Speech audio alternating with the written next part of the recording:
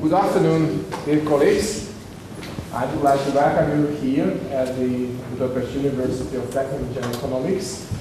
This will be a very nice, hopefully a very nice workshop on Geostrategy of Energy. And we have altogether 4 organizers of this workshop. The workshop is organized by the University Institute of Nuclear Technics, the Student Association of Energy, dedicated to the university, the Atomic Energy Commission of France, the regional delegation, and the Hungarian Academy of Sciences Commission of Energy. We will have 2 lecturers today, and I would like to ask Armand to introduce the 2 lecturers. Thank you very much. Mr. Bertrand Barré, Professor Emeritus at INSTM, joined the CEA, the French Atomic Energy Commission in 1967, where he pursued a very diverse career. He alternated positions in research, management, and staff, and in various countries, France, Great Britain, and the United States. He was notably nuclear attaché near the French Embassy in Washington, D.C., head of the Reactors Directorate of the CEA, Director of the Engineering Division in Technicatom, Vice President for R&D in Kogema, and in charge of scientific communications in Ararat. He remained scientific advisor to the Ararat CEO until his 70th birthday. Mr. Zoltán Tihanyi, Deputy CEO for System Operation and Inter-System Cooperation, MAVIR, Hungarian Independent Transmission Operator Company. He has been working in the electricity transmission system operation industry for 25 years, and since August 2012 as Deputy CEO. He studied mechanical and then career engineering at the Technical University of Budapest. He participated in several IT projects at TSO. The most important were the comprehensive modernization of the SCADA EMS for the Hungarian transmission grid and the software systems for the electricity market opening. He was active in the establishment of the unbundled system operator in 2000 and also in the preparation and updating of grid code and commercial code of Hungary. In the framework of the Utility Partnership Program, he participated in several courses and visited a dozen states in the United States between 1993 and 1998. In 1998, he successfully completed a 4-week management training in Yokohama, Japan, organized by Association for Overseas Technical Scholarship. He is active in international cooperation. For example, he is representative of MAVIR in the System Operation Committee of the European Network of Transmission System Operators for Electricity, and in the plenary of Regional Group Continental Europe. The workshop is going to be 90 minutes long. At the end, we ensure you time for questions. I would like to ask you to switch your mobile phones off, please. I respectfully ask Mr. Barré and Mr. Tihanyi to keep their lectures. Okay. So, good evening. Energy is a very important topic at this beginning of the century because it is at the crux of the most difficult dilemma we have to face. On the one hand, how to ensure the needed development of huge part of the planet, and on the other hand, how to do this without endangering the environment. And energy is really at the crux of the system because without a minimum access to energy, there is no development. But frankly, if we go on producing and consuming energy the way we do, and taking into account the growth of demography, we are really going into the wall. So there is a big problem to solve or try to solve this dilemma. First, a few figures. So remember the year 2000, we used to be 6 billion people on Earth.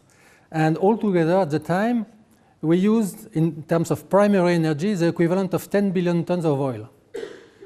And now, 2011, we are 7 billion human beings on Earth, which means that even though the demographic growth is slowing, we are still adding a new Germany on Earth every day. Every year, sorry, not every day, okay. But still, it is very impressive. And if you make a quick calculation, you see that in 2011, we consumed 13.1 billion tons of oil equivalent, which means that the growth of energy consumption of the world has been twice the rate of the demographic growth. And this is not sustainable. So there is really a big problem.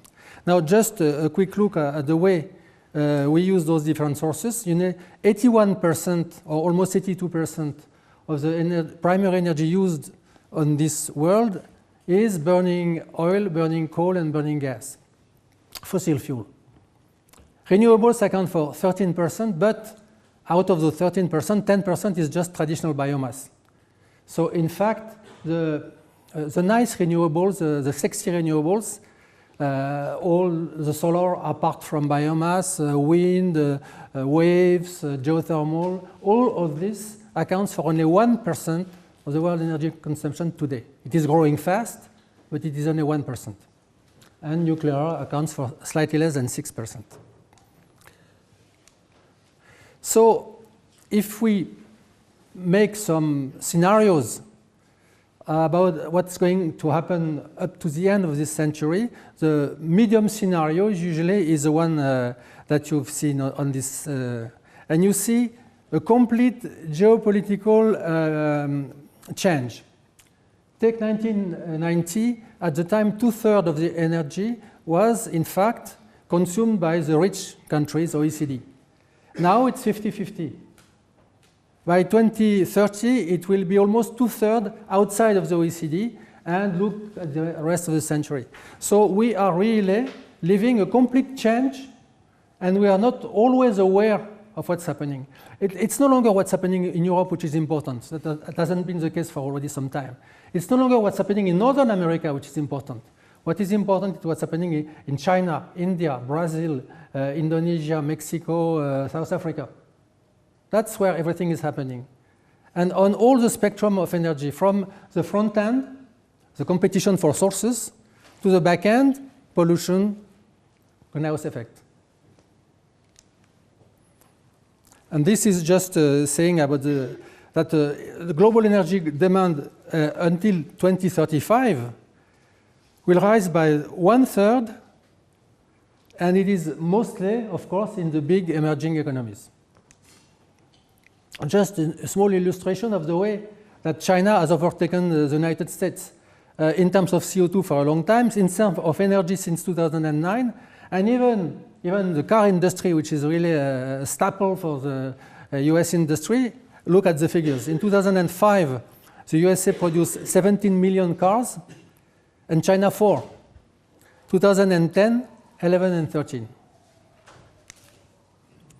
Now, this reference scenario I've shown you was used to be the reference scenario of the International Energy Agency. And you know, it is bad and it is bad. It is bad in terms of development, because according to this scenario, and remember the figures that we need by 2030, we would be using 16 gigatons of oil equivalent. Well, still, almost 1.5 billion people will have no access to commercial energy, according to this scenario. So it's not a bright scenario. And in terms of development, it's worse. We'll see it later on.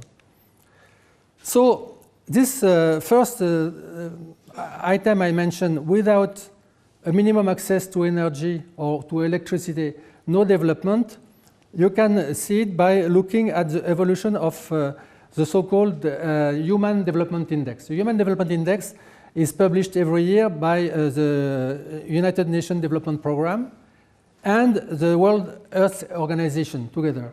And it is made of 3/3. 1/3 is about quality of life, let's say. Second, 1/3 is about education, and 1/3 is gross national product. Now, when you have this Human Development Index pointed out on a curve where abscissa is the amount of electricity available per capita on each of those countries, you see that at the right hand, there is no correlation. We are in the comfort area, quite frankly. Even we can argue at waste, maybe. But when you are on the left-hand side of the curve, it becomes a lot less funny. And if you do not take the full Human Development Index, but take the child mortality, take the life expectancy at birth, you would have exactly the same kind of curve. That means that given if you have enough energy, the energy is no longer a very important component of the well-being. But if you don't have this minimum, then no development. By the way, here is Hungary. So at this point, just one big message. By 2050, we'll be 9 billion people on Earth. Later on, nobody knows, quite frankly. But by 2050, it's already done. We'll be 9 billion people. And we'll certainly be using more than 15 gigatons of oil per year, which means we will need every source we are able to extract or use. So there is, of course, big competition between the sources, but the truth is that we will need everything. Now, what are the main features of the present energy context? I'd already started by China overtakes the USA, which is more generally the importance of the developing emerging economies, the BRICS, China, India, etc. Fear of peak oil, and at the same time, big discovery of unconventional gas. Coal is back. In France, we don't know it. In Eastern Europe, we know it a little more, but maybe not to which extent it is back. I will show you, and it is terrifying. Because all this is on the background of fear of climate change. So let's go quickly about all the sources. We'll start with the conventional hydrocarbons. And if you took conventional hydrocarbons, you have to realize that 70% of the oil reserves, 40% of the gas reserves, conventional oil, conventional gas, are all located in this very, very small ellipse, which goes from the south of the Arabo-Persian Gulf to the north of the Caspian Sea. And the whole world is feeding on those small regions, which happens to be, historically speaking, a region of instability, of affrontment between culture, civilization, religion. So that's really geostrategy. This is the world according to oil, which shows a big fat Middle East and almost no Europe. Well, that's the way it is. And something which is very important, in the 90s, China was a small oil exporter. Now it is already the second importer, just behind the United States, and it's going to be the first. And all the big, what has sometimes been called the third oil shock, 2003, when the oil prices went up again, is really linked to this emerging of China, but not only China, all the BRICS. Just a quick remembrance. In 1998, the price of the barrel of oil was $10. In 2003, it was $20. And now we are very happy because it is no longer 140, it is only 110. Okay, so one thing that we have to realize that the era of cheap, of inexpensive energy is behind us. There'll be still a lot of oil, that's not a problem, but no longer a lot of cheap oil. And oil being somehow the director of the energy prices, that's something we have really to accommodate, to incorporate in our mind. So I mentioned peak oil, sometimes say it's not a peak oil, it's a plateau. What really happens is that presently we have very little margin left between the capacity of production of oil and the demand of consumption. Very, very little. Any margin which is left is probably only in Saudi Arabia. And we are consuming 85 million barrels of oil per day. And nobody believes that we will be able to produce more than 100 at the maximum. So that's the prognostic of a fourth oil shock when demand will still go on, but production will not be able to follow. It's not a matter of exhausting the oil reserves. There are many molecules of oil left, but if the production is not able to match the demand, new oil shock. Now, I've mentioned conventional oil up to now. Of course, there is a lot of unconventional oil, the extra heavy oils, and notably the tar sands. You know, oil is something which can be as fluid as this water, but it is also the macadam in the street. It is also oil. when you are in Saudi Arabia, you drill a hole and you have oil coming by itself, it's cheap. When in northern Canada you have to extract macadam with a huge amount of overheated steam and having to burn cubic kilometers of tar to extract the oil, first, the input of energy is much bigger, the cost is much bigger, and the impact on the environment is really very difficult. But there is still a lot of oil. There are more oil somehow in Athabasca than in Saudi Arabia. Now, something very recent. In the United States, they have started to exploit the shale oil. Now, you remember that oil is produced coming from marine biomass and under high pressure and temperature from different strata. It turns into oil and then it migrates until it finds a reservoir with a nice cover which allows to accumulate the oil, and then you drill it. But shale oil is, you go straight into the stratum where oil is being produced. So there are a lot of additional oil which is now being exploited, but of course you have to fracture the rock in order to be able to extract it. But it is going on, and you see that in the United States it has changed significantly, an upturn of the oil production. That's something new. A few words about gas, and something which is really concerning us in Europe. We are becoming really addicted to Russian gas. You have on these figures the percentage of gas coming from Russia in different countries of the European Union, and it goes from 25 to 100%. That's a lot, quite frankly. And presently, it's not a problem. Presently, it's not a problem because, you know, it is not a dependency, it is interdependency somehow. Because the Russians need the euro as much as we need their gas.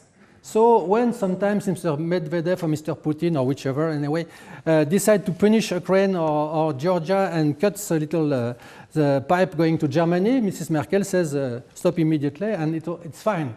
Because the oil is down there in Siberia, but all the pipes go this way. But given 10 or 15 years, the pipes should also go to China and maybe to Japan through Sakhalin. And this time, that will be very different. We will have come from interdependency, which is fine, to vulnerability, which is not so fine. That's also part of the geostrategy of energy. And that concerns us in Europe. Now, unnatural gas is something very new. You know, in 2005, there was a lot of non-conventional gas being used, but it was only tight gas, meaning reservoirs which are not very porous, or coal bed methane coming from coal bed which was not being used as coal. But since 2005, there has been in the United States a big explosion, pardon me the word, of shale gas.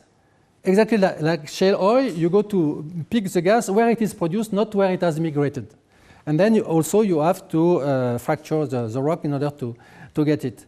And this has had an extremely rapid impact.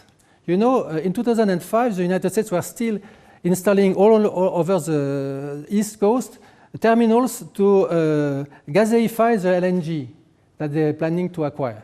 Now, all those are shut down, and the United States really believes they will be exporters, net exporters of gas by 2030, maybe 35. But the impact is enormous. The price, or the bulk price of gas in North America used to be 12 to 14 US dollar per million BTU. British thermal unit. Of course, being British, nobody understands what it is, but that's the way it is sold. So remember, only 12 to 14. Today it's 3. And renewables, nuclear, could compete when the gas was at around 8, let's say. At 3, they can't. So all new nuclear developments or a lot of renewables developments are simply shelved, waiting for the gas price to go up. And there are also consequences.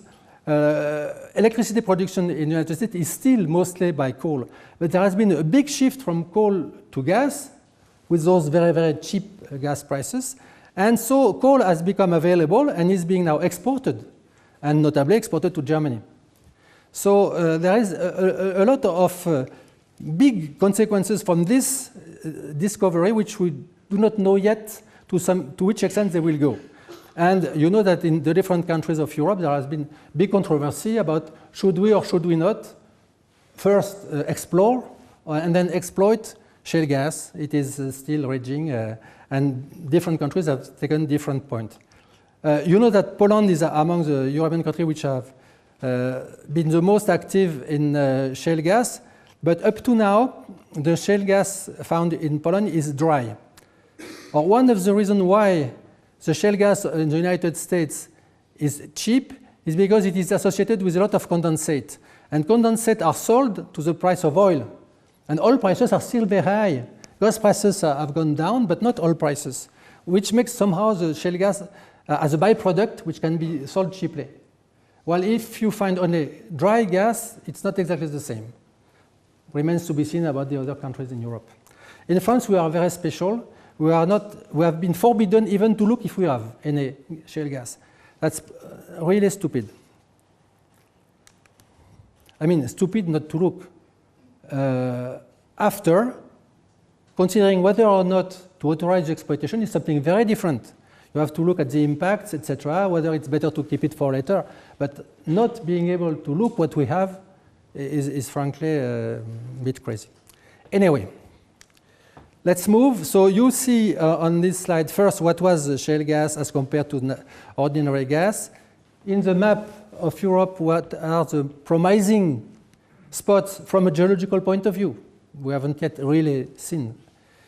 And the complete decoupling between the cost of oil, the price of oil and the price of gas, which occurred in the United States because of this discovery of shale gas. And now we are in a big strange situation, because gas is a commodity which used to be somehow at the same price all over the world. And now you see that the price of gas is $3 per million BTU in the United States. It is 8 to 10 in Europe, and it is 19 in Japan. Unheard of. So that's something which we do not know yet how it will evolve, because as a matter of fact, we do not know exactly how big is the gas bubble. But in the IEA, they already made some projection that by 2035, which is not so far away, the geopolitics of gas will have changed a lot because of the unconventional. Russia will still be the biggest with mostly conventional gas, but look how China and the United States will have changed as compared to their own ranking today. So we are living something which is really changing. Now, let's go back to the first oil shock, 1973. At the time, the world consumed 6 gigatons of oil equivalent, but out of which oil accounted for almost half of it, which explains why the first oil shock had such a big impact on the economies, because it was, in fact, involving half of the energy consumption in the world. 2000, 1/3, we have already seen the figures. According to the reference scenario of IEA, 2030, still 1/3, but 1/3 of 16 gigatons of oil equivalent. If the people of the so-called peak oil are right, then we will not have this oil.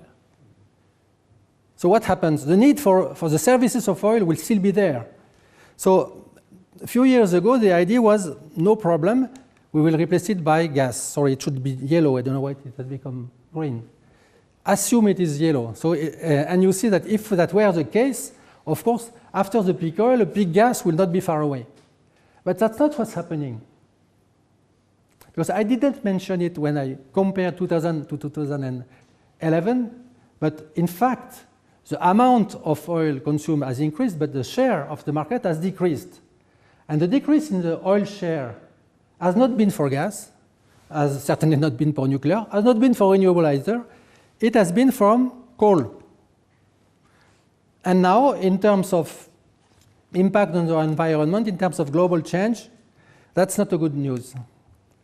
And there is something which I find slightly terrifying. Look, the coal production in the world from 1971 to 2012. And you see from 71 to 2000, a smooth kind of growth, and suddenly a complete change of slope, and which is still going on today. So just look at the orange part of the curve, which is China. And just a few figures. 2000, coal production in China, 1 billion tons, which is not negligible. 2005, 2. 2009, 3. Today, it's almost 4, and they are becoming importers of coal in addition. Now just imagine the number of nuclear plants which would be needed to overcome this additional CO2 in the atmosphere.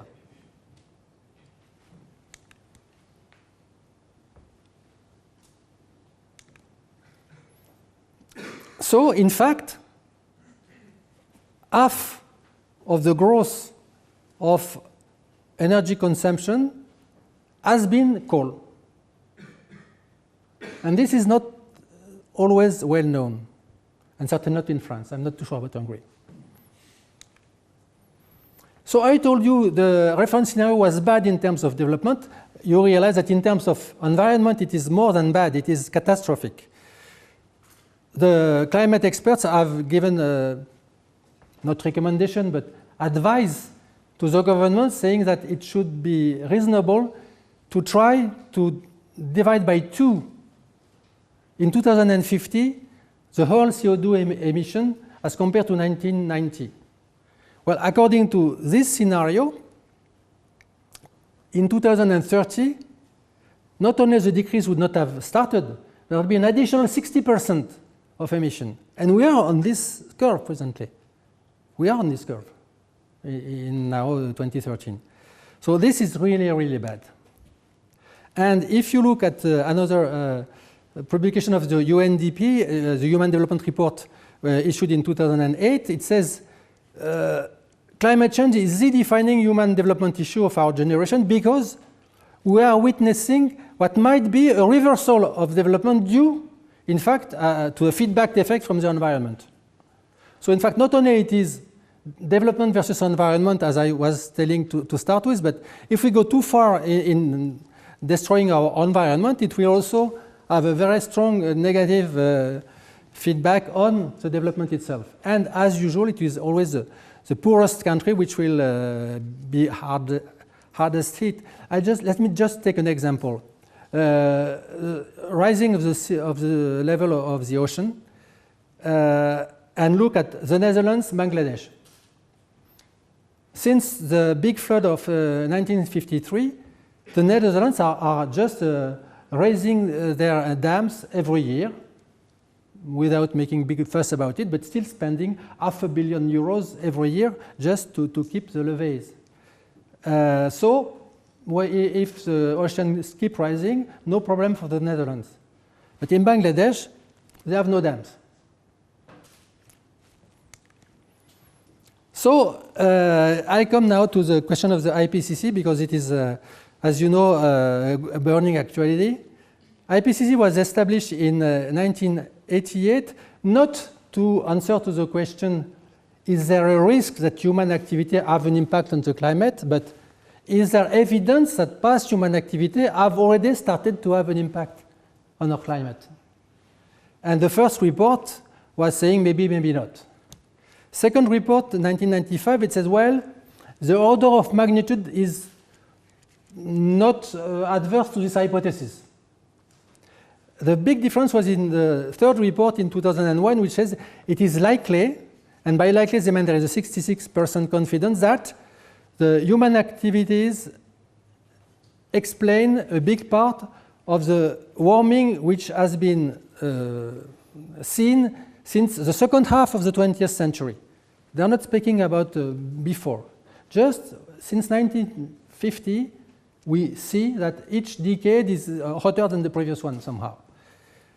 IPCC 2007 is no longer likely, it's very likely, which means that they say we have a level of confidence of 90%.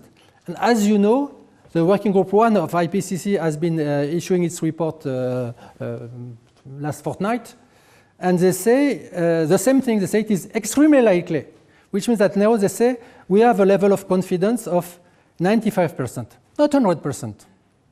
There will be never 100%, but 95% is something to make you think.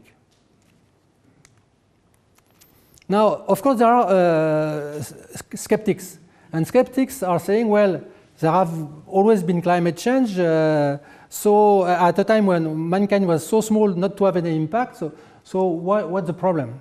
And in fact, they are right, there have been climate change, which are really striking. If you look at those two pictures of Earth, today and 21,000 years ago, well, 21,000 years ago, the ice cap of the Arctic was going down to Chicago, Lyon, Budapest, or maybe just above Budapest. Anyway, there were 50 cubic kilometers of ice more than today.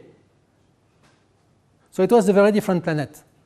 But the difference in surface temperature between this period and now is only 5 degrees for the average surface temperature of the Earth all over a year.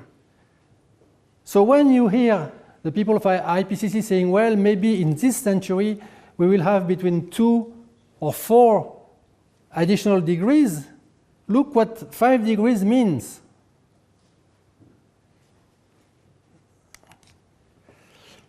So we have really a dilemma, which is we need more energy for development, but certainly we need less CO2. And half of the solution is in demand. We will never be able to solve everything through the supply side. So energy conservation, energy efficiency, certainly, not only in the developed country, but always already in China and in the BRICS. But still, we need to produce energy. And then that means decreasing the share of CO2 emitting fossil fuel. And if you want to decrease the share of fossil fuel, there are not so many solutions, renewables and nuclear, which are part of the same package because of this. And because of the surge of the coming back of coal I've described, we will not be able to solve it, I guess, without also capturing CO2 where it is possible to make it, and either store it or maybe recycle it if we find the proper catalysts to make synfuels. If we do all that, fine. But we need to do everything we can. This is just a short illustration to explain why I've put the renewables and nuclear in the same package, because if you produce 1 kilowatt of electricity, once they are in the wire, the electrons do not remember where they come from. So that's interesting, because the racket of selling green electricity is funny somehow, but okay. It is the same kilowatt hour. But if you have produced it by burning lignite or coal, you will have emitted at least 1 kilogram of greenhouse gases. Half a kilogram if it is gas, and anywhere between 10 to 30 grams if it is renewables or nuclear. So there is a big, big difference. 2 orders of magnitude is a big difference. So maybe I will skip this one, just to show you the electricity. So in terms of electricity, you see that fossil thermal is still by far the biggest contributor. And in 2011, coal accounted for 41% of the world electricity. And then you see that by comparison, gas is growing, but is still in the 22%. And that's even more than in general energy. In electricity, the weight of fossil fuel is still really, really big. Now, in terms of renewables, one speaks mostly about wind, solar. One forgets biomass, which is very important, as you know, in Hungary. But in fact, it is still hydroelectricity which is growing the fastest, still today. And that's also something which is not usually in the front page of the newspapers. Now, a few words about wind or solar. Their problem is the intermittency. This is a picture from E.ON, which shows that in a given year, one day they had 2% of their electricity coming from wind, And one day after, they're at 34%. That's extremely difficult to adjust it.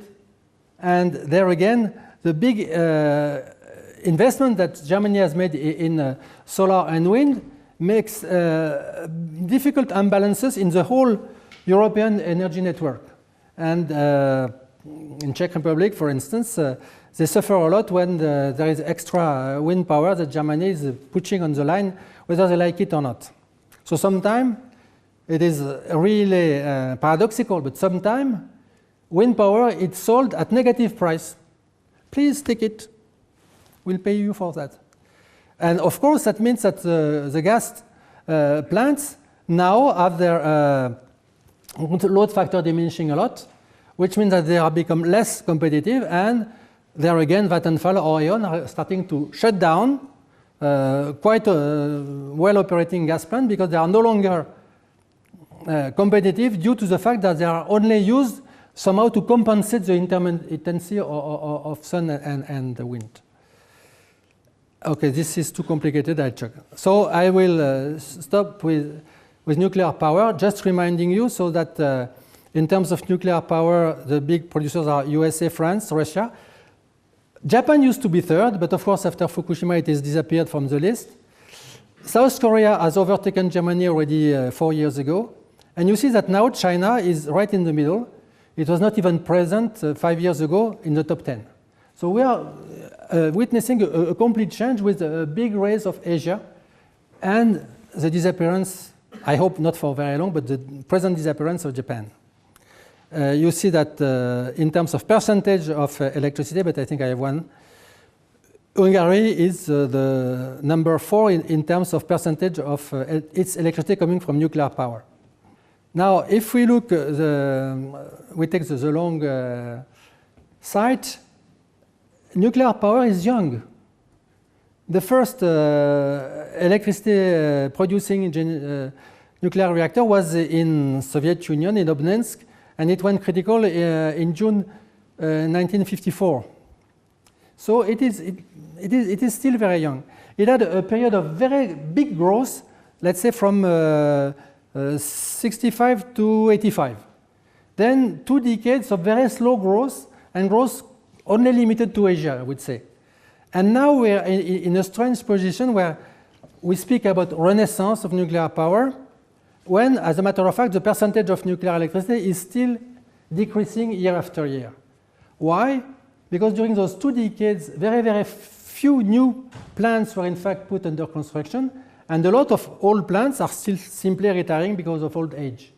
So we have this paradoxical situation.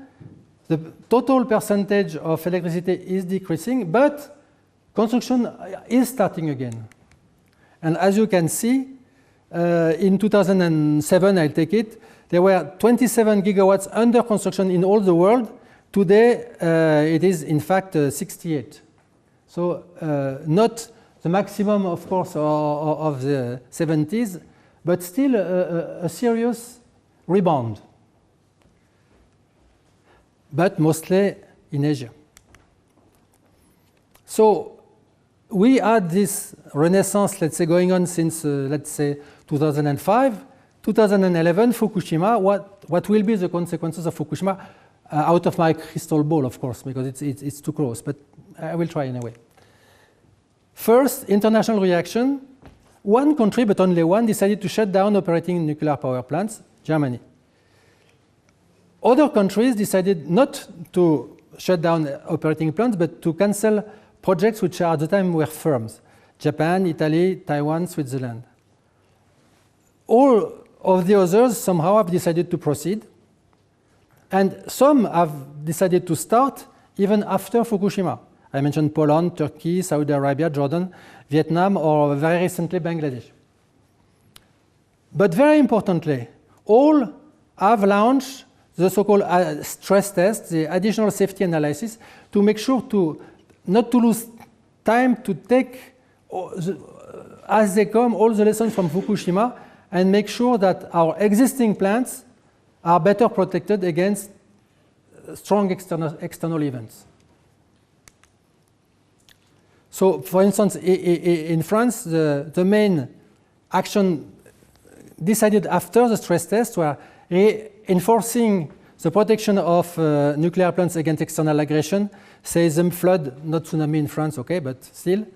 Reinforce electricity and water supply sources, because it is obvious that if you keep being able to put some water in your core, you will not have a severe accident. You may have destroyed your plant, but no big consequences outside.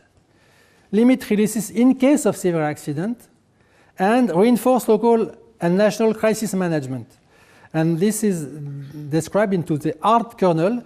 A number of systems have been defined that had to be protected better than the rest of the plant.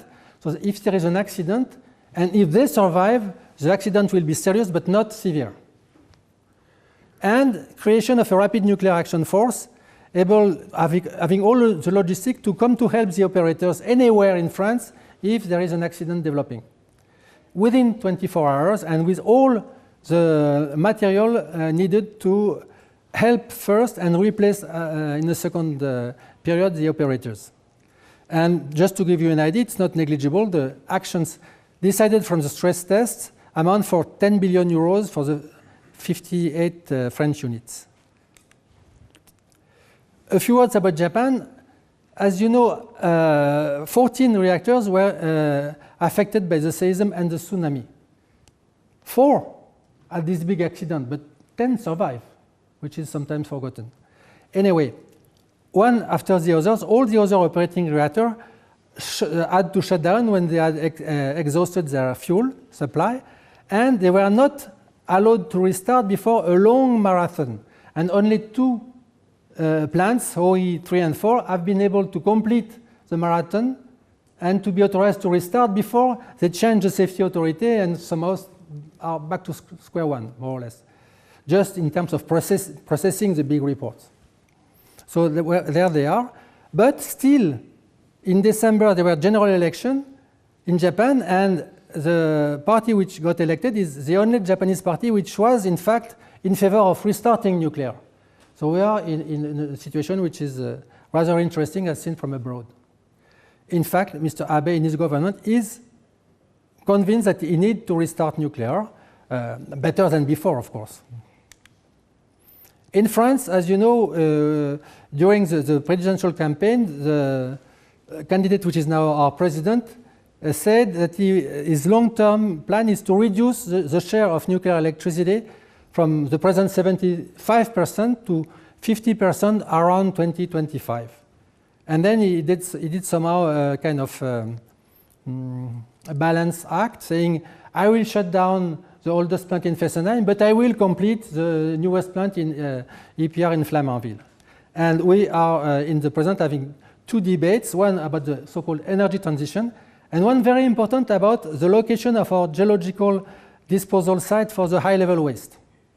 Because that's the only missing link that we have. We have the full fuel cycle until interim storage of the high-level waste, but the last, which is disposal, is still subject to this present ongoing. So what are the issues about nuclear power? Economy. Even if nuclear is perfect, but it is too expensive, nobody will build it. Public acceptance, because we are in a democracy as you are. And so in public acceptance, no more severe accident. Accepted issue at the waste, accepted solution to the waste disposal issue. No ramping proliferation. And if everything works this way, then we will have a renaissance indeed. And if we have a renaissance, then there will be a question which is presently moot. Will there be enough uranium to fill it? And the answer is somehow, then we will need to go to generation 4, those breeder plants which are able to extract 100 times as much energy from the same amount of uranium. And that would push the question of mineral resources so far back in the future that it is not an issue really. So I was just mentioning competitiveness. In France, we have had the Cour des Comptes, which is our most prestigious body of economists, which has decided that, yes, indeed, all the costs are accounted for, and nuclear is presently competitive, which has been always a matter of controversy before. And then you have the question of safety. The third generation plants have been designed after the Chernobyl accident, after Three Mile Island and Chernobyl, by changing the philosophy, saying it's no longer acceptable to have a design basis accident which will not be the most severe possible. So we have to demonstrate that if we have the most severe accident possible, which is full meltdown of the core, we don't have to evacuate people around. The plant is destroyed, fine, but we don't have to evacuate people around. And that's generation 3. And I guess I have two minutes. What did I prepare? Okay, so it is post-Chernobyl. Increased safety with not only prevention, but mitigation. So if there is an accident, limiting the consequences, not to have to evacuate people. Simplification, always. Reliability, operational flexibility in order to be able to adjust the shutdown period when the electricity is plentiful and cheap. And of course, always economy versus the best fossil. So generation 3, I took as an example the EPR, but I guess my time is running, so I will keep the rest for your questions. Okay?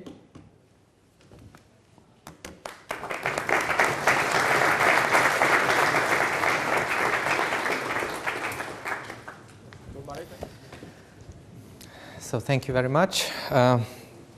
It was a very good start and a very comprehensive global overview what we have heard recently from Monsieur Barré. I would like to focus rather on the European part of this issue, and some hints I will give only according to the Hungarian situation and the Hungarian system. But I brought with me some paper, some data from last year's statistics of the Hungarian power system. So if you are interested, you can take them away leaving the room. I'm coming from the system operation. So the transmission system operator company is MAVIR in Hungary, reliable of course, but responsible for the extra high voltage grid, the transmission grid of the Hungarian power system, which means the 220 kilovolt, 400 kilovolt, and 750 kilovolt voltage levels, and the international connections of Hungary. So this is what we are responsible for. And also we represent the Hungarian power system in the international mainly expert level or TSO, the Transmission System Operators Institutions or Association. I will speak a little bit later about why it is necessary and what are the challenges right now. But my speech would be about first the European energy policy and its issues, its challenges, which includes the security of supply, which is always number one, at least at the system operator, but also the other two requirements, which has been already mentioned today, the sustainability, so the long-term preservance of the globe for the next generations, and also energy efficiency, which helps both, and also it has something to do with the economy, which is also very important. There is a so-called third energy package in Europe since 2009, which started to pave the way for the so-called internal electricity market, a unified European electricity market, and also for gas. It's similar development going on. And the tools we can use to reach this goal are the so-called network codes, which are the common European decrees, let's say. So they are rules directly obligatory for each European countries, European Union member countries. And we as European members, Union members also have to take this into consideration. These new codes, these new rules or laws are just under construction and negotiations right now. Investment is also a very important issue. So there are dramatical changes in the energy sector as a whole. And if we have new technologies, if we have new ways of using these technologies, resources, with new features, for example, the volatility of the wind and the PV generation, the photovoltaic. So these issues require quite new ways of cooperation, ways of building up the systems and operating them.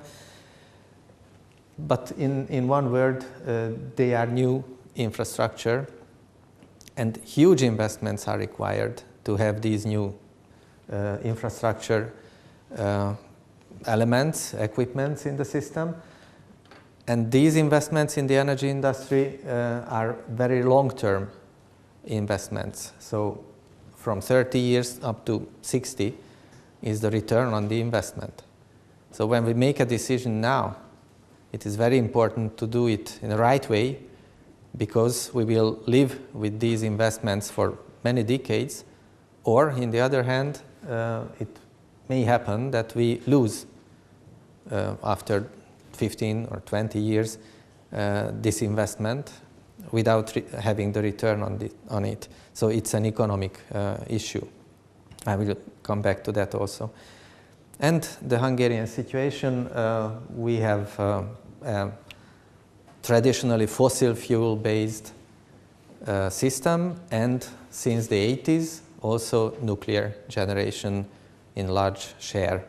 So this is where we are starting from, and now we have to face these new challenges, and we have to find the answers also in Hungary. And in the end, I try to conclude what are these challenges right now. So the European energy policy first. There are strategic goals, quite clearly on paper, in words, as goals for the whole European industry and all the member states. And these goals sometimes, or rather always, challenging each other somehow, more or less. So the European industry in the global developing economy has less and less, let's say, weight, importance, as we have seen earlier. So there are very fast growing countries coming up, economies coming up, mainly in Asia and in the BRIC countries.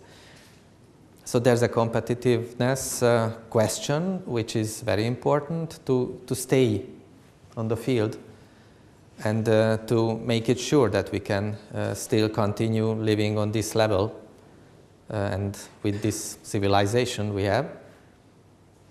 So it is really very important when we are looking for certain solutions for our challenges, for our issues, to preserve the competitiveness of the economy of Europe and all countries in the European Union, compared to the rest of the world, which is a very fast-growing part. So this is one very important goal, to stay in the competition. The other thing is sustainability. It was very, very precisely shown recently that it is really an issue. We have to find new solutions. We have to find answers to these questions. So in Europe, there is a kind of answer for that. The European Union has, at the moment at least, the obligatory part of it is up to 2020. So we have goals for each country. We have to reach 20% less energy intensity, so less use of energy, 20% renewable share. And this is, of course, for the renewables mainly, and the less emission of CO2. So this is for, on one hand, a quite clear goal, but on the other hand, it doesn't help or doesn't always help the competitiveness of the European economies, for example. And still we have to have the same level of social welfare we are used to in Europe, because it is a matter of the public acceptance of any solution we choose. So the security of supply must be kept on high level, and I will come back when and where it has a very important effect on the changes. So all in all, the internal electricity market is a kind of solution serving both the European competitiveness. The basic idea is that if we have limited resources, we have interconnected power systems, we have one market, not only for the traditional goods and even for the people, for the workforces and the financial sources, but also for the energy, gas and electricity. So if we have one unified market, also for electricity we have to reach this freedom to trade with the electricity and to utilize our resources coming from Europe or imported from elsewhere. We have to utilize it in the best way. We have to have such an infrastructure and such a market where we can get to these resources, these limited resources, and everybody has the same chance to get to always to the cheapest or to the best mix of these resources, primary energy and electricity. What can help to reach this internal electricity market? The saying is from the European community that we have to have harmonization, we have to have really common rules, common playing rules in this field, this market as well. And the mentioned network codes, the common laws, give these rules for everybody, and it is obligatory for everybody playing in this field. But up to now, we do not have these common rules, this harmonized market. Originally, we started from national markets, from the market opening back in 1996, when the first directive came out for the internal electricity market of the European Union. The market opening started in each country in different way. And we have nearly 20 years now since then. It has passed, and still we have differences, we have still problems with the harmonization. So the saying was in 2009 that we need better harmonization.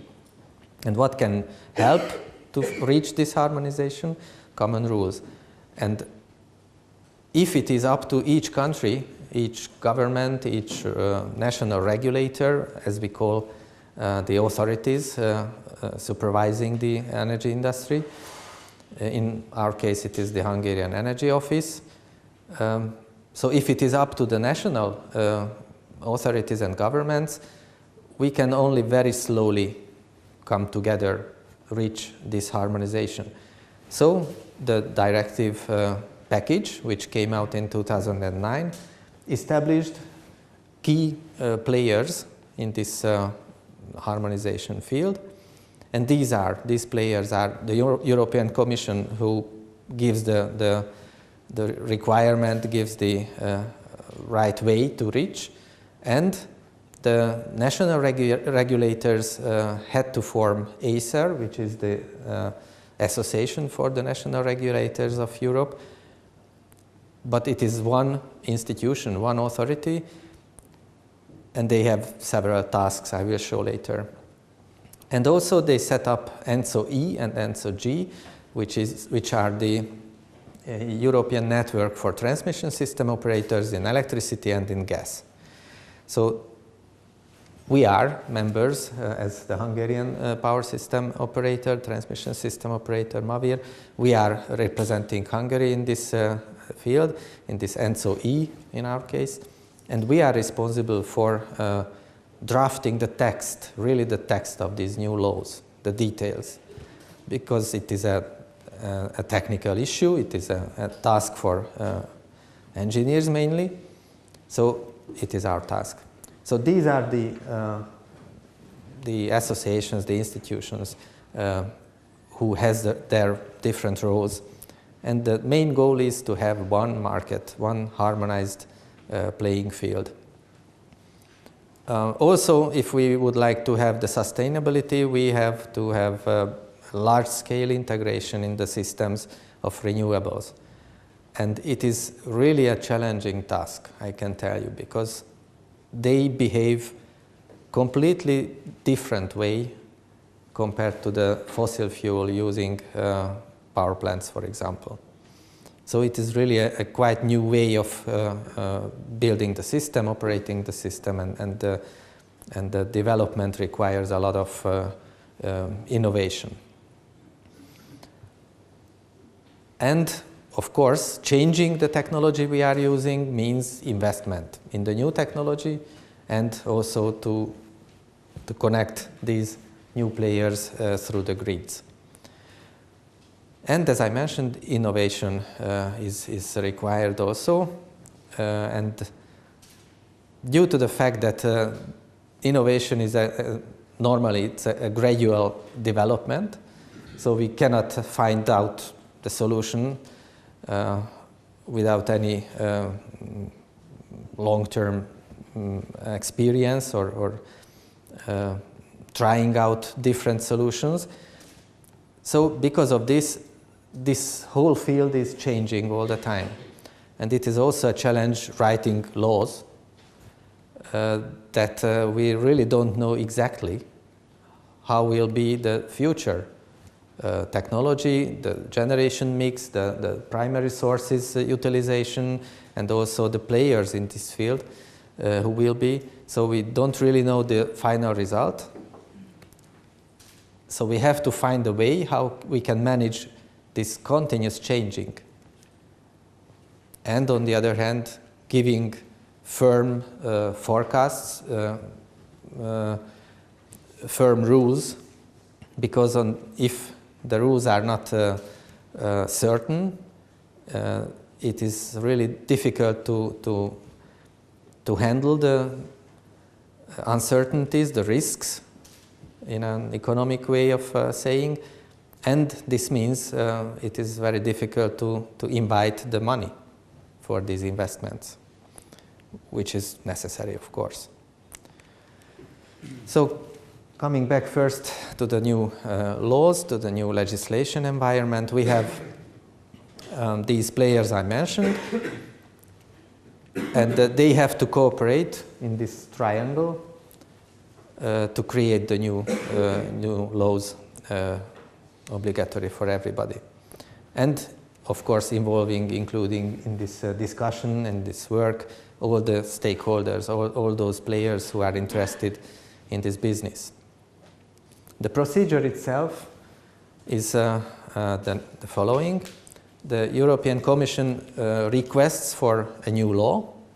He says what is necessary to be drafted, to be covered by this new law. Then the Regulators Association, ACER, comes out with a framework guideline, as it is called. It is a list of requirements which says what must be included in this new law in some level of details. Then the task comes to us, to the operators of the systems, who know the best the technical details. So we, as the system operators, have to really draw our conclusions and write the text of the new laws. These are the network code drafts. When we are finished, during this procedure, which is roughly a year in each case, and now we have 9 or 10 such draft network codes at the moment. So during this year we have to consult a lot of interested parties, and we have to convince ourselves and also all the others that from many proposals, which is the best for the time being at least, or from the point we can see the future now, and then put this kind of proposed solution in the law. Then we give back this draft law, this proposal, to Acer, who checks whether it covers really everything they asked for. And if yes, then they pass it back to the European Commission, and the last phase of this procedure is the so-called comitology, when the governments and the parliament and also the commission checks and also negotiates once again with stakeholders and tries to finalize the new laws. And then they enter into force sometime. Right now we think that it is realistic to have the first laws, first network codes entering into force next year, let's say by the end of next year, and hopefully most of them within 1 or 2 years. So it is quite at the final phase of working. But then comes, as I mentioned, the change management. So it is still a question, how can we react on the changes in the environment, in the requests, the requirements. If somebody is interested, on the webpage of ENTSO-E, and sooner or later also at the European Commission's pages, you can find these network code drafts, starting or waiting for the comitology. We have market-related, security of system-related, and also system development-related codes under work. Then the next thing I would like to speak about is the infrastructure, the investments required. It is quite clear if we look at the technologies themselves, so whether we shift from nuclear to renewables, from gas to renewables, from gas to nuclear or whatever, we have to invest in new machines, in new technologies. But also, it is very important, the geographical distribution of these new generating units, for example. And here we have also dramatical changes, at least in Europe you can see here. Because the resources, the natural resources, primary resources, the renewables mainly, are limited in some parts of the continent, and we are rich in such resources in other parts. And usually these resources are not at the same place where we would like to consume the electricity in the end. So a long-term, a long-distance transmission of the electricity produced, for example, in the northern part of Europe from wind, or in southern part of Europe from solar energy, or at the seaside from the sea movement energy or whatever. So we have to deliver this energy economically produced somewhere else to the customers. And this requires quite a new architecture of the grids all over Europe. In the traditional old world, it was said that the primary resources are can be more economically delivered than the electricity itself, because delivering the electricity through the grids, it has losses and it requires huge investments. But this is now changing. And also, if we are speaking on the other side from the internal electricity market, the same chance to everybody to reach the, for example, renewable resources anywhere in Europe, then it requires one unified market. But if the trading in this market is changing according to the weather, seasons or whatever, or time of the day even. Huge amounts of energy must be delivered through these grids. Of course, it requires enforcement of the grid. So once again, huge investments. So if we have agreed on the common goals, then we have to develop the grid accordingly. And this is what is shown in this picture. We have the map of the European continental grid and also the non-synchronous Scandinavian or British grids. They are interconnected, and in the same market, the energy must be exchanged or available for anyone. So there are some common projects for common interest. It is the name we use, the PCI projects. So those projects which help to facilitate this much more intensive trade or exchange of energy all over the European market.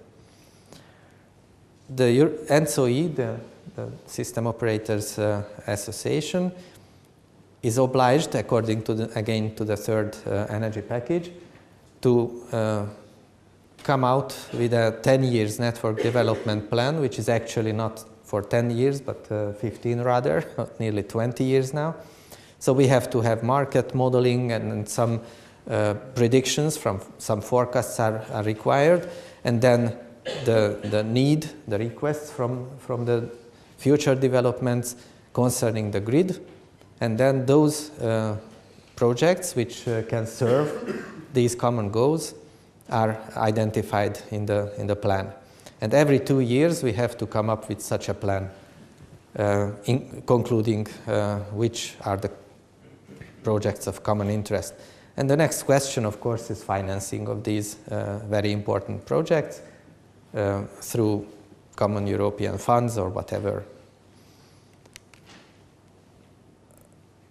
In this European picture, the Hungarian grid is located in a very good place, I would say, quite in the middle, which means also possibility, but also some kind of risks. Possibility concerning the good interconnections with all of our neighbors, with all of the regional possible resources. We have very good grid connections. So our market players, our traders, suppliers are able to get the cheapest energy anytime and deliver it to the Hungarian customers. This is the possibility. It is also a possibility to serve, once again, the whole European market, also with our grid, our power grid, transmission grid, because it is possible to deliver through our system transit, as we called it earlier, but in the unified European internal market there is no transit anymore, classical meaning, but in fact it is a delivery through the system, through our system, and it helps others to get access to these resources. So this is the possibility, the good side of the thing. And from this point of view, we are in a lucky situation because the Hungarian transmission grid is quite in a good shape, in good conditions. In the last 15 years, we invested a lot in the Hungarian power grid, and it is quite reliable and stable, and it can fulfill this task mostly all over the year. But there are some risks also connected to this openness of the Hungarian electricity system, power system and market, because as we have realized recently, last week for example, when the holidays are quite different all over the continent. In Germany there was the reunification day on the 3rd of October, and that huge market had much lower demand than normally. But the generation, for example, the weather-dependent generation, wind, sun, solar, is still on the same high level, or may be on the same high level. In this case, the rest of the energy, which they do not consume, starts to travel through the European grid to those who are happy to use it in very, very large volume. And this means that in such cases, we have to be very careful. We really have to protect our grids from overloading or any other risks concerning the reliability of the system or the safety of the system. It was mentioned that the Czech Republic suffers, and the Polish system, by the way, the most in this region from that kind of delivery from the northern part of Germany to southern part of Europe of the electricity. But it is also influencing the Slovak system, the Hungarian system, the Slovenian system from south to us.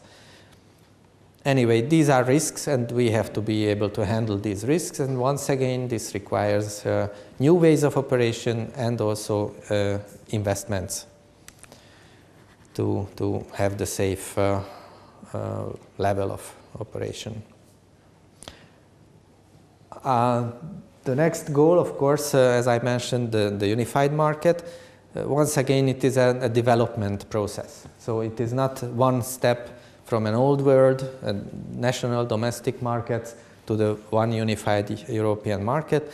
So there are different ways how they come closer together, how they harmonize the rules in different countries. So it is rather a regional solution in each case we can reach in short term. And of course, the main goal is to reach in the end the unified market. But we have some or many years in between. And we have to survive also these years. So we have to keep the system, keep the lights on, keep the system running in a safe way, even during these transitional periods when, let's say, speak clearly, when many people, many countries are making experience, drawing conclusions, whether their solution they tried out is the best or not, and change maybe the ways of cooperation. So you can see on this map that there are different solutions from the past 15 years, let's say. The Nordic market was, I would say, the first developed open market, and their solutions are still a good example, but not universal example, so not the best practice for anyone and not the final step of harmonization yet. They operated their special systems, which means in the Scandinavian countries that they have very large, very long national grids from north to south, several hundred kilometers. The most part of the population is in the south, even the industry is there, and the consumption. But generation can be, mainly the renewables, far away in the north. So they have a north to south delivery direction, long term, long distance delivery, transmission of the electricity. And sometimes it requires also a huge investment to have a safe system, a reliable system in any case, which means duplication or 3 times building the connections. If they have a maintenance, if they have some problem, technical problem with one connection, the rest, the others, can replace them anytime. So this is the main goal. But of course, it is an economic calculation, whether it's worth or not to build 5 or 10 or I don't know how many parallel connections.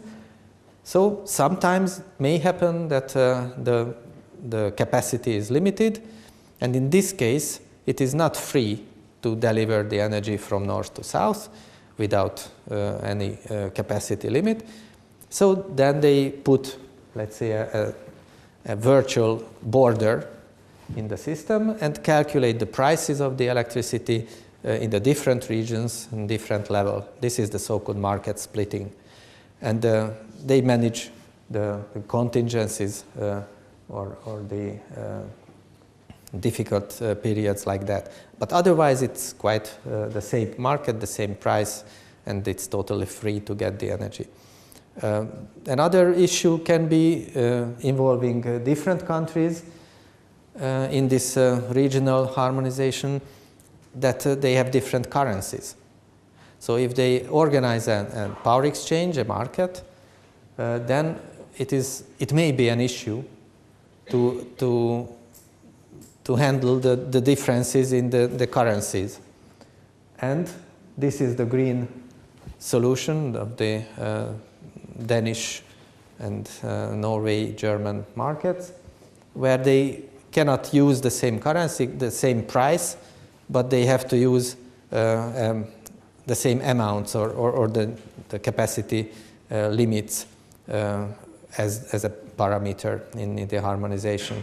And the classical, and it looks to be the final way now in most part of Europe, is the orange or brown areas where the price is the common feature, and all the market optimization is according to the price. And we have such a cooperation in our region. Hungary is joined to the Czech and Slovak market in the so-called market connection or market coupling. And possibly this will be further extended first with Romania. The most promising negotiations are with Romania to join, but also the Polish colleagues are involved in such negotiations. So in this region, it is also the way forward. Coming for a little bit time home. As I already mentioned, we are lucky concerning the transmission grid.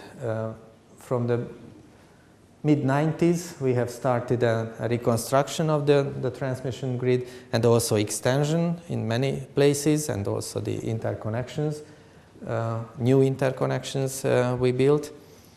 So the grid is quite reliable, and the capacities we have are in most of the cases, in most times during the year, are enough for our needs. But, of course, even if we have a high-level technology, we have to keep it running all the time. So maintenance and management of the system still requires investment or at least some resources. And if we have new requirements, new connection points, either on the consumer side or on the generation side, we have to be able to provide access to the new players. So we have to develop the system in such a way that they can connect to the system. So it requires always some development, some building of the system. Even if, let's say, the level of the consumption, total consumption, is the same or even decreases due to energy efficiency, for example. Even in those cases, if a new investment comes in production, a car factory or whatever, or a population of some places inside the country is running up and the consumption is running up there, then we have to be able to deliver the necessary energy amount there, so we have to develop the grid. So even with the same total demand level, we have to reconfigure sometimes the grid, and it requires investment. So we have to react on such changes. And new interconnections, of course, as I mentioned, if it comes out that for the European market, it is required to have, for example, nowadays we have the north-south corridor under development. So in this region, normally the energy travels from north to south. At least in electricity, this is the case. So we have to develop our grid as well to serve the needs of the Balkan countries or Italy or whoever. By the way, from this autumn, the Turkish system, after a 3 years trial operation, has connected officially also to the continental grid of Europe. So the full Turkish, Asian part of Turkey as well, is a member of this community, at least from electricity market point of view.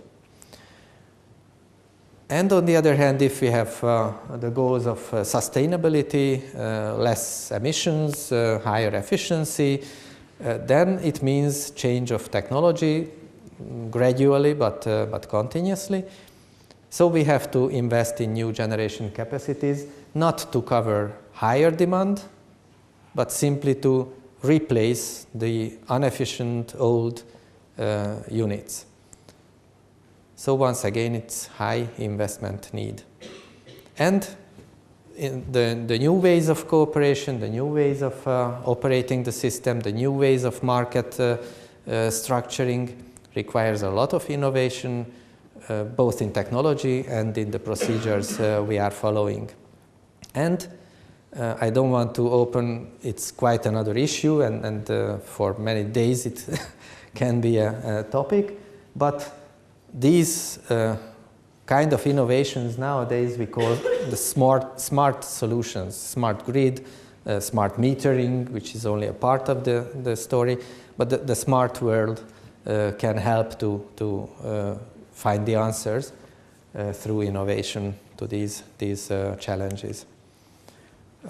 I skip this data. If somebody is interested, it is included in the papers I already spoke about, but we are a part of, quite a small part of the total European system and market. The challenges in Hungary, but also in all over Europe, are nearly the same concerning the volatility of the prices, of the demand, of the generation also. That not only the consumption is changing all the time during the day, during the week, during the year. From year to year, there are changes in the total consumption of the system, but also the ratio between for example, on this picture, the weekly minimum and maximum has a trend. And it is quite interesting, mainly since the economic crisis. It started to grow this difference between the maximum and minimum demand during the day, during the week. So it means that we have to follow, or the suppliers, the generators have to follow a larger scale during the day or the week to follow the consumer's demand. Maybe one reason is that during the crisis, the continuous operation of the factories, some production facilities who are using the electricity is not continuous anymore, but only 2 or 1 shift a day. So by night they do not work and they do not need the energy.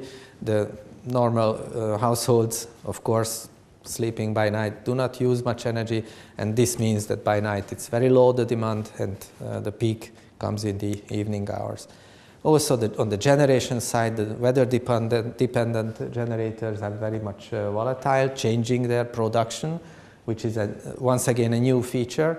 Originally, we had a changing consumption, and we had generators, power plants to follow the changes. But now the power plants are changing themselves, and we cannot really influence the wind, for example. So it is also a new challenge, and we have to find the ways how to handle it. And in the end, the system operator, the dispatcher, has to have the necessary equipment, necessary contracts, power in their hand to compensate the differences between the market contracts, schedules, and the actual consumption. And this requires a kind of flexibility in the system, and we are lacking, for the time being at least in Hungary, this kind of flexibility. And we have to find the ways to have it once again in the system back. So we have to balance as system operator between the actual demand and the market schedules. So in the end, I would like to conclude with the actual challenges. So there is under work a new common European legislation for better harmonization to reach the internal electricity market. A large-scale integration of renewables is a requirement, and every country has its number, its goal by 2020 at least obligatory. We need a lot of new technologies, investment, but also new solutions, new ways of cooperation with these renewables mainly. The infrastructure investments must be there on time. Of course, it requires financing, and the system is unified from a physical point of view. So we have common frequency all over the continental European system cooperation. So we have to find the common ways of thinking to operate this common system. And of course, during this time, this transitional period, we have to preserve the same quality, the same level of security and reliability of the system. Thank you very much.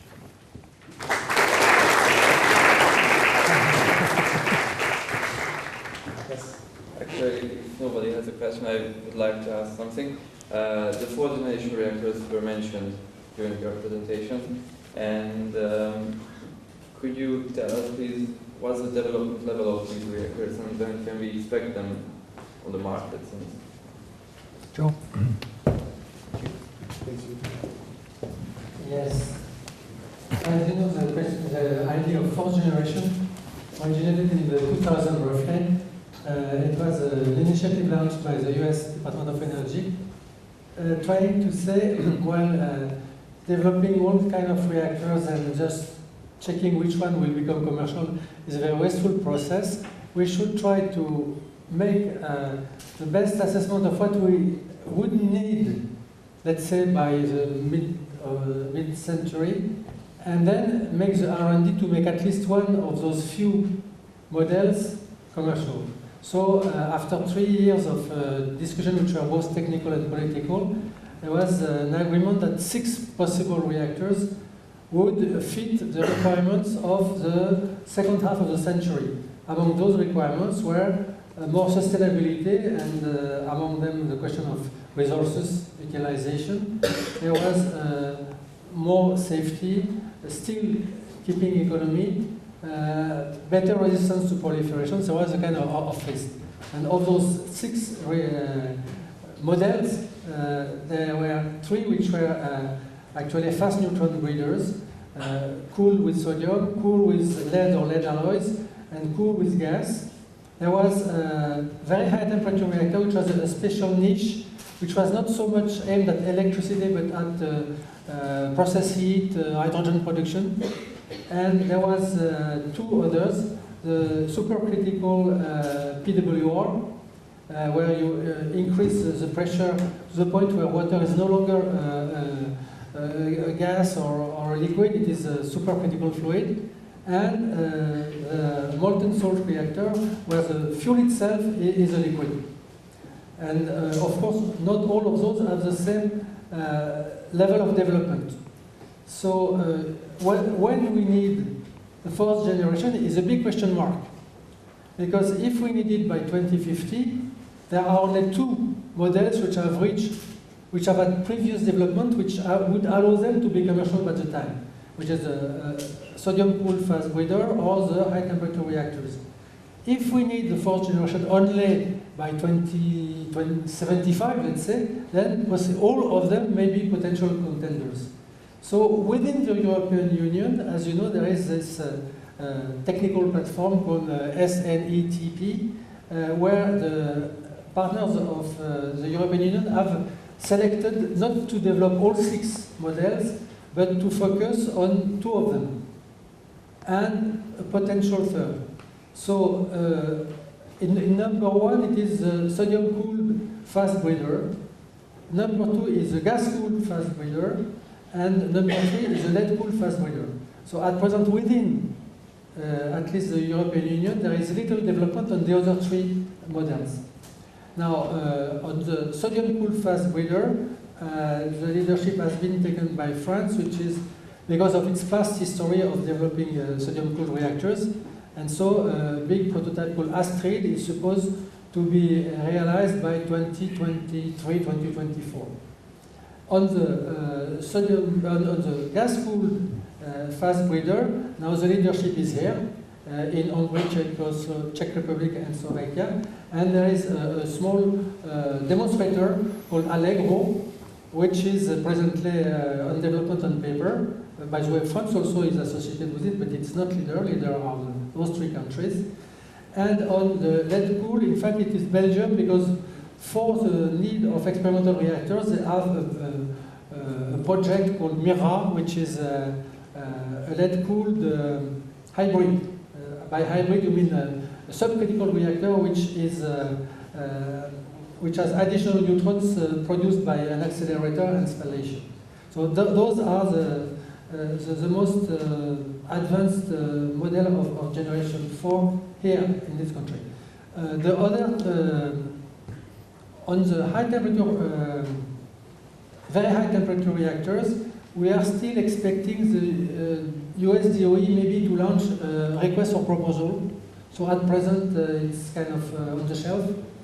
And on the supercritical PWR and the molten salt reactor are still really on paper and are much, much farther in the future if they are going to be ready. Thank you very much. So we had the first question. Now we can have the second question. I know it's still a very unclear issue, but I would like to ask your opinion about the possible future of carbon sequestration technologies and their relationship with the growing share of coal in energy production. Well, you've seen the figures, and the growth of coal is really a problem. So carbon capture may be followed by sequestration, or might be followed, if the proper chemistry is developed, by making thin fuel with hydrogen. Hydrogen being itself produced without carbon, being either by renewables or nuclear. Up to now, there are about 14 demonstration plants across the world which make some part of the carbon sequestration sequence. What happens is the sequestration itself is not expensive, but it has problem of acceptance. People do not like the idea of having a lot of carbon dioxide under their feet. But the costly part is the separation. And the separation depends of the technology of your coal plant. If you are using burning coal with air, which is the present way, then it is extremely expensive to extract the CO2 from the fumes. We have a lot of nitrogen, hot nitrogen. So one way to reduce cost would be to make the separation between oxygen and nitrogen before, and making oxy-combustion. Then of course the separation in the fumes would be much less expensive. I told you there are roughly 14 developments being carried out, and up to now the separation part is very expensive. So we would need, for instance, one of the biggest demonstration is in the North Sea, in a gas deposit called Sleipner, because this natural gas deposit has a lot of CO2 inside, so it cannot be commercialized without first removing the CO2. So it had to be done. And so Statoil, which was leading the pack of oil company interested in this gas, had the first plan to make the separation in a platform and then send the CO2 into the atmosphere. But then the Norwegian government went to tell them and said, it's fine, it's your decision, we will not interfere with an industrial decision. But if you send the CO2 into the atmosphere, you will have to pay 50 euros per ton. And so the people of Statoil said it's a new interesting information, and they decided to make a demonstration of, in fact, sequestrating the CO2 into an aquifer, a saline aquifer, which was 800 meters below the floor of the North Sea, and still above the top of the gas bubble, of course. And they are, in fact, sending 1 million tons of CO2 every year since 1996. It's one of the biggest projects. And their cost, the cost of sequestration, is only 25 euros per ton, so it's a good bargain for both. But still, the separation is expensive. In this case, it had to be done, otherwise the gas would not be commercialized. But in the case of a coal plant, up to now, there is no law for forcing people to do it. So it's still something we have to wait to see how it evolves. But it is a necessity, really. Thank you. I have a couple of questions, one for each lecturer. Firstly to Mr. Tihanyi. It's a kind of provocative question.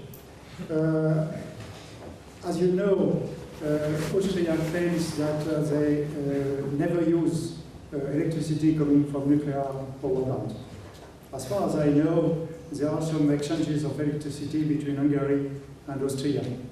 Can you confirm to Austrians that you never send nuclear electricity to Austria? And do you ask for Austrians to pay for renewable electricity, which is more expensive than nuclear electricity? Gerard, you know, I am teaching my students that the Hungarian electrons are very special, so they are carrying the flag, whether they are nuclear or not. So it's quite clear that we cannot separate the electrons themselves. So, of course, it is also true on the way, on the other way around. So if we have to fulfill our obligation concerning renewable generation, related to or compared to the final consumption, then it is really an issue, it can be really an issue in an importing country like Hungary, where lastly we have more than 20-25% of import, that the origin of this part of the energy is whether or in how much share it is green. So the other way around, it is true, we cannot tell, of course, which electron comes from where. The generation mix, of course, is there, or the necessary data is published, so everybody can calculate such a way the total generation, the total share of any resource. But one electron cannot be flagged. It's quite clear. My second question is for Mr. Barré.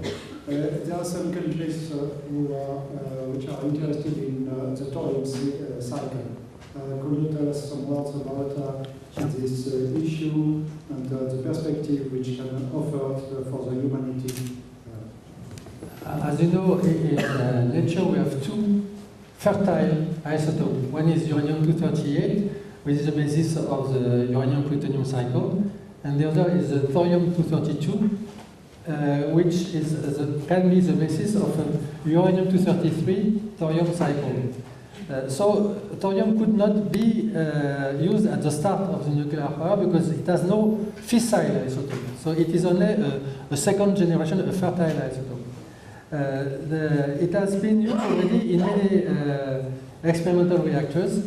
We have used some thorium in the early graphite reactors in France. In the United States, the last cycle of Shippingport, which was the first PWR, was in fact using this uranium-233 thorium cycle to make a so-called light water breeder reactor, which had a breeding ratio of just 1.0000, but it still was a very good conversion. And the people which have spent most their efforts in thorium cycle are either the developers of the molten salt reactor, because thorium is well adapted to the molten salt reactor, or the Indian. Now, why the Indian? Because after the 74 nuclear explosion in India, India was cut off from all external help, and they had to develop their nuclear program in full autarky. And they were almost alone doing so. And in India, they had a limited amount of uranium, but a lot of thorium. So they made a three-stage strategy saying we will first use uranium-235 in light water reactors or heavy water reactors, both as a matter of fact. Then we will have a second phase, and they are deep into it now, of making sodium-cooled breeders to use uranium-238, but our surface will be using thorium that we have a lot domestically. But now, since 2009, India is back in the international market because agreements with IAEA, with the nuclear suppliers group, etc. And so probably thorium is still a bit far in the future, but it will be used someday. There is no reason. There are some comparisons. The problem, there are advantages and disadvantages with thorium. Advantages, which are now mostly put in front, is the fact that when you use a thorium cycle, you produce very little, very heavy nucleus. You don't produce neptunium, plutonium, etc. So in terms of long-lived waste management, it is an advantage. It is an advantage after 10,000 years. The first 10,000 years is not so different, but after it is a lot less radioactive than the uranium cycle. But there are disadvantages. First, thorium oxide is very difficult to dissolve, so in terms of reprocessing. And reprocessing is not an option in the thorium cycle. You are obliged, otherwise there is no thorium cycle because thorium has no fissile isotope, so you have to reprocess. It is more difficult. And second, when you refabricate fuel with uranium-233, it is always contaminated with uranium-232 by a number of N2N reactions, and uranium-232 has nasty daughter products which have very, very strong gamma emissions, gamma of 2 to 3 MeV. And you cannot protect yourself with glove box. It would have to be completely remote operation, refabrication of the fuel. So those are difficulties and advantages, but at present, as long as we have no problem with enough uranium, thorium is still in the future. So as we know and hear now, the Germans are shutting down and discharging their nuclear power plants, and what was read from you, I guess that they will set up more renewable sources and plants like this in power and PV systems. But as I heard maybe a week ago, there was a presentation about nuclear things, and they will set up coal plants. And what is the background of this decision, or why they do that? We have to go back to the year 1998, when there was the first coalition of the SPD and the Grünen, which went into power. And they decided to phase out nuclear power in 1998 with an horizon to shut down by 2021. There was a lot of discussion with the industry in order how to manage this phase out, and it ended with a law which was enacted in 2001, which said that indeed the nuclear plants in Germany could produce only a given amount of terawatt-hour and then shut down, and the last one was shut down by 2021.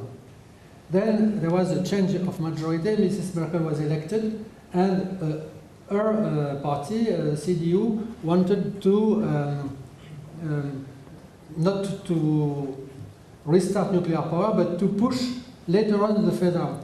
And as a matter of fact, as recently as 2010, there was a vote in Bundestag which, in fact, pushed back the phase out by roughly 12 years, depending of the plants, from 8 to 14. And then Fukushima. 15 days after Fukushima, Mrs. Merkel changed completely and said we go back to the phase out, and we start by stopping immediately 8 plants, which they did. And now they are on a trajectory to have shut down the last nuclear plant in Germany by 2022. All this has been part of a big plan that they call Energiewende, by which indeed they intend to develop so much renewables that they would in fact be able to make this phase out, mostly by replacing nuclear by renewables. On the long hand, it is possible that they manage it. It will be very costly, but it's possible. But what happens immediately, the net effect has been that in order to make up from the lack of production from the 8 nuclear plants shut down, they increased their production of lignite and their import of coal, including coal from the United States I've mentioned. And as a matter of fact, their percentage of electricity from coal and lignite has increased. So will they manage? Is it only temporarily? Is it only interim, or is it a long trend? It's too early to know, quite frankly.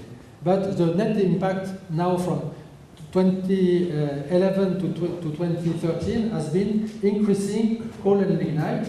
So they had started after the first phase-out law in 2001 to build new coal plants. 15 new coal plants are presently being built in Germany, and they will certainly be in operation still 50 years later on. So coal in Germany is there for a long time. Not only coal, but brown coal, lignite, which is worse. I have a question to you, because you mentioned that it is very complicated to keep the stability of the Hungarian grid in many situations, like last Friday. Could you explain how MAVIR can sustain the stability of the Hungarian grid in a condition when a large amount of renewable electricity is coming from Germany?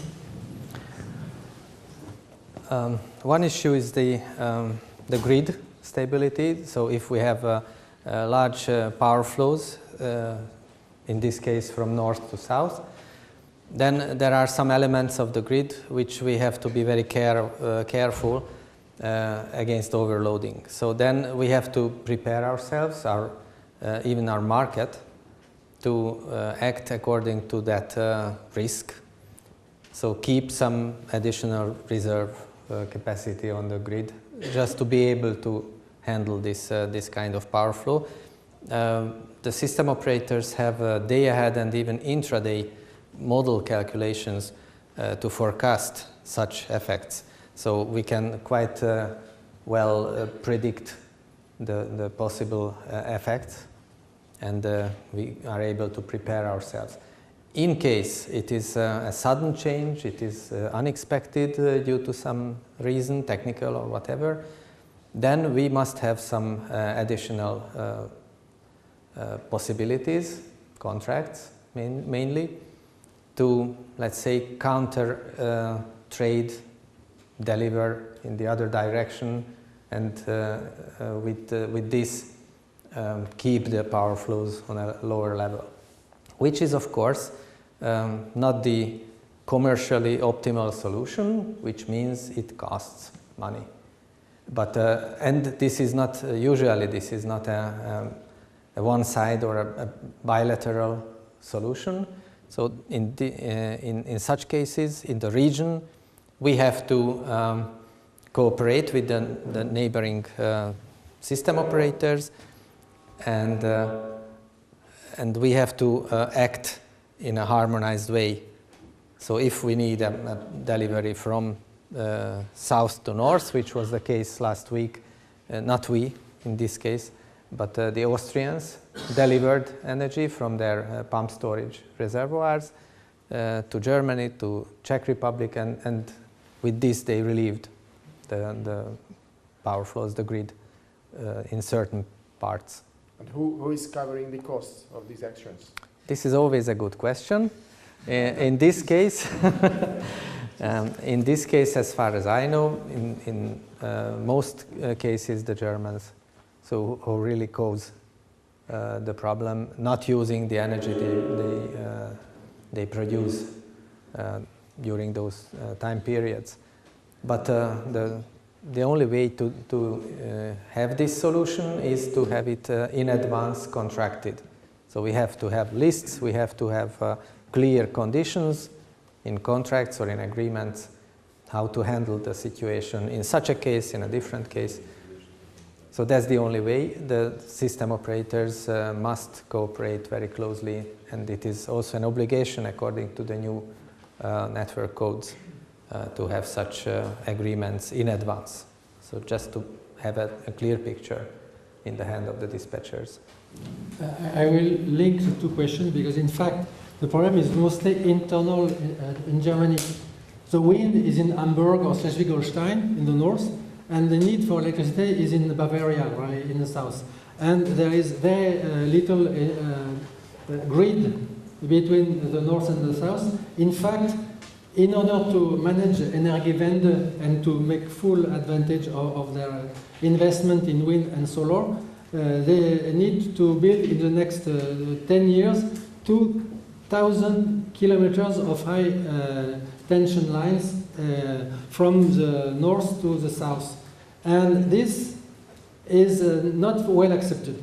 It is somehow more difficult to have high-level lines in public acceptance than nuclear plants in some countries.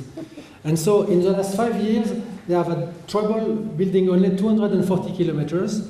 They should build 2,000 in the next 10. Will they? Question mark. I think we have time for one more question, if you have any. If no other questions, then thank you very much for your lecturers for very nice and interesting presentations and also for the discussion. And Armand, do you have any announcement? Yes, I do. Okay. I would like to shortly inform you about our future program. The next lecture of the Student Association of Energy will be on the 27th of October with the title of The State and Prospects of Non-Conventional Hydrocarbon Reserves in Hungary and Worldwide. On the 29th of October, we are going to visit the Paks nuclear power plant. You can find more information about our program and the reports of our lectures and factory visits on our website. Thank you for your attention. We wish you a pleasant night. Thank you very much.